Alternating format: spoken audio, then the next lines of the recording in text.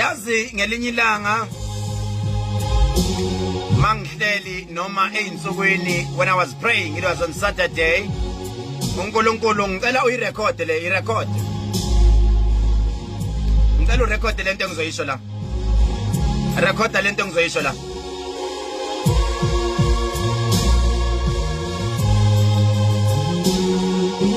I'm waiting for you to record this one, and I want you to share this one. I am delivering the prophecy. God said something to me. I am passing it to people. It will depend when you ithatha kanjani, but I'm saying it. No matter what you say, but I'm saying this. It will save a lot of people. I want you to record this. I want you to record this. Uma ngithandaza on Saturday esigodlweni, uNkulunkulu ukhuluma nami. Uthi uNkulunkulu lalela ndodana, ngithi inkosi ngilalele. Uthi I want you to pray and I want you to pass this. Ngithi uNkulunkulu yini ofuna ngikhulume. Uthi uNkulunkulu kimi right now njengoba usesigodlweni, I think the time was 23 minutes past 10 mangisibuka isikhathi. Uthi uNkulunkulu vula Ukhozi FM. Ngithi inkosi waye kufanele ngivule Ukhozi FM. Uthi uJehova kimi vula Ukhozi FM. Ngithi inkosi ngilivulile ngizolivulela. Uthi I want you to prophesy, but mau profeta ngalesiya station soKhozi FM. Ngibone this year idumbu ezimbili. I saw 2 people dying in the station, but I saw already, I said, God, it happened already. Ushonile umuntu omunye okhosini this year. Uthi uNkulunkulu tell them ukuthi there is 2 more this year abazoshona. Ukhona lo moya okumele uyothandazelwa okhosini.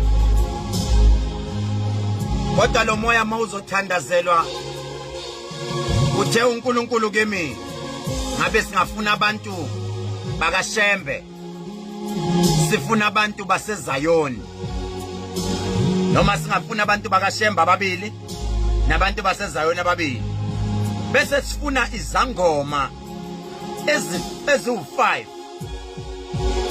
bese sifuna inyanga ezi3. Labo bantu bazolida the prayer, bese labo bantu ibona abazolida lo mthandazo.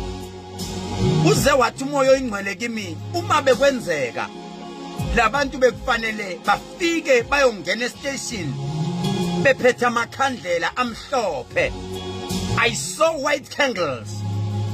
Bengena ngathi bayakhuluma noma bengena ngathi kunomuntu abazomlanda phakathi.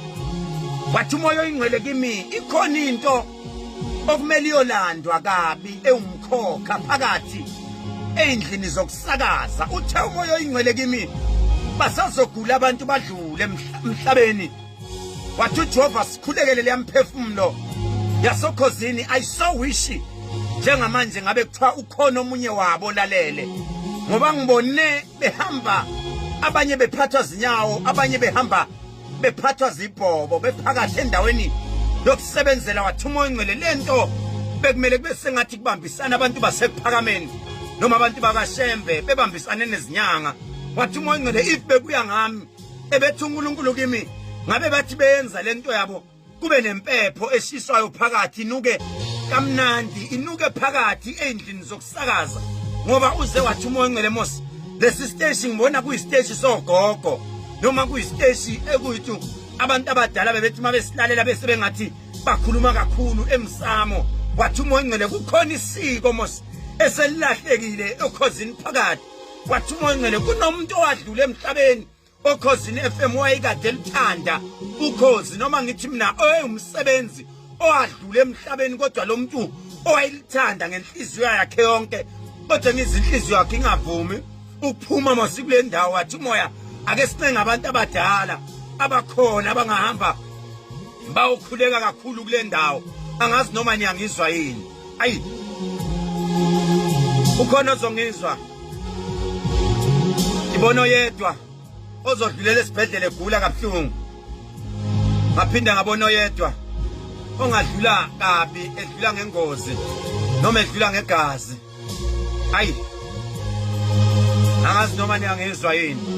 Lento ngayikhuluma ngisho nakubona, ngayikhuluma kubona, kodwa kufanele bakhulekiswe.